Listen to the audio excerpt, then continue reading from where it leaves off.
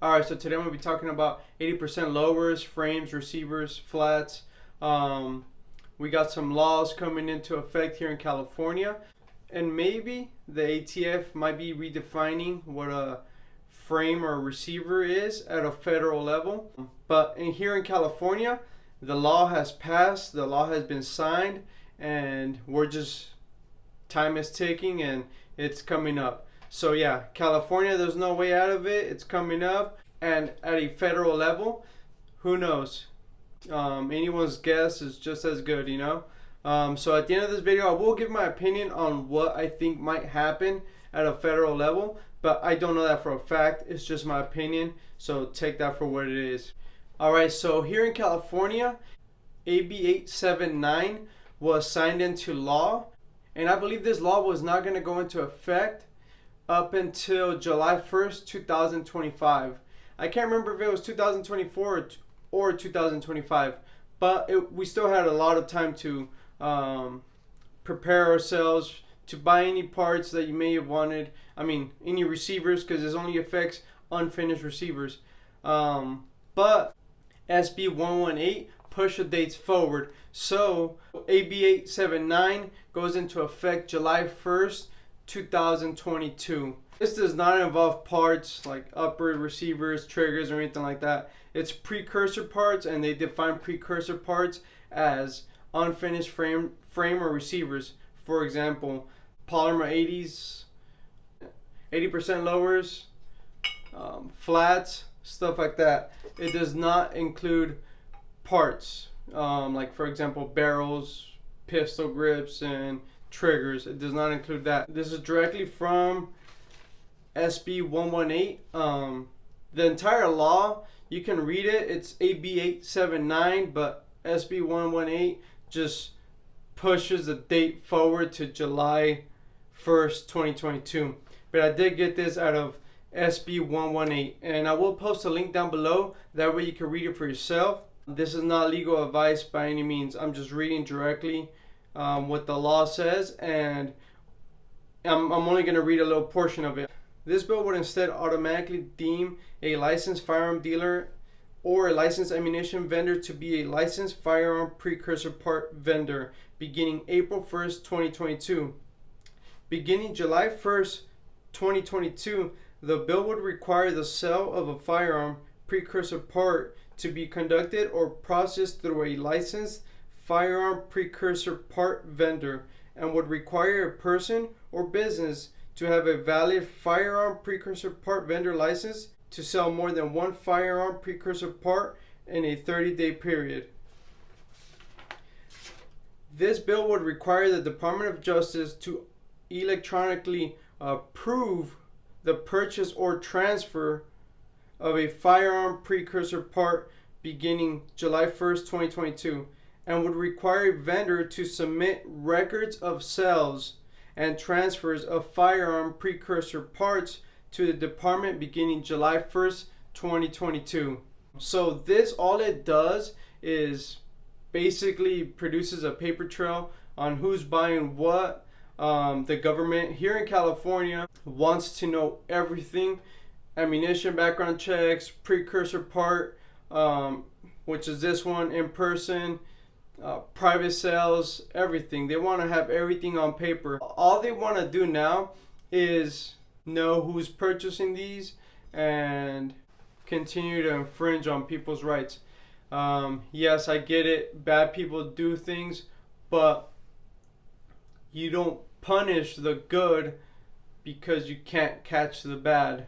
So yeah, the purpose of 80% lowers, in my opinion, is, you know, to be able to manufacture or put together, I don't know if you want to consider manufacturing or whatnot, put together a firearm without involving the government's permission. So yeah, you saw it right there. They're gonna approve these transactions. So yeah, this is just another way of California inconveniencing people and making the laws here in California are so complicated that when a person that wants to buy a gun for the first time, when you tell them all these little steps they have to take to buy one, it just makes people back off, and they're like, ah, they'll probably just get to it later or something. So this is just another way of making it more difficult and more complicated and more confusing. So yeah, how they're gonna track all the 80% lowers, frames, receivers that are circulating around the state, I have no clue. This is a lost cause. They're trying to put their foot down on 80% lowers, but then you have 3D printing. They're not a. California will pass any gun control law they want, but with technology the way it's going and 3D printing, they're not. It's impossible. It's going to be impossible for them to trace every single gun out there.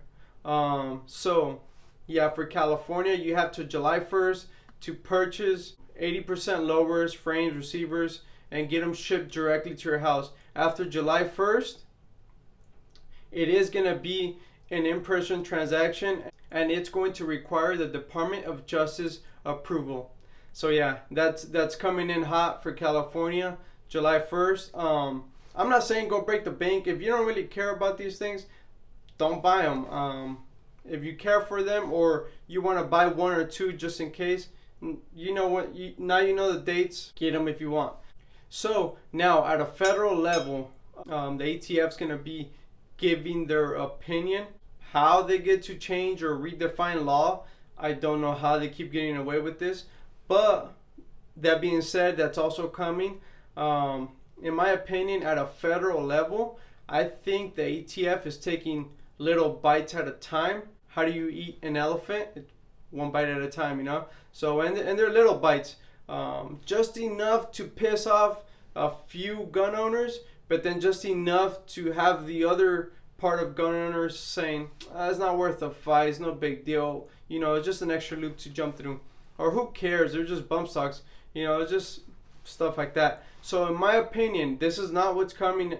I don't know for a fact that this is what's coming at a federal level. This is just strictly my opinion. Take it for what it is. I hope I'm wrong. I hope the ATF didn't even exist, but that's a different conversation. I hope they don't redefine what a lower receiver is or a firearm is, whatever it is that they're trying to do. I think at a federal level, I think they're just going to require manufacturers to engrave a serial number. And I'm going to use this as a pointer. They're going to, is this the right side?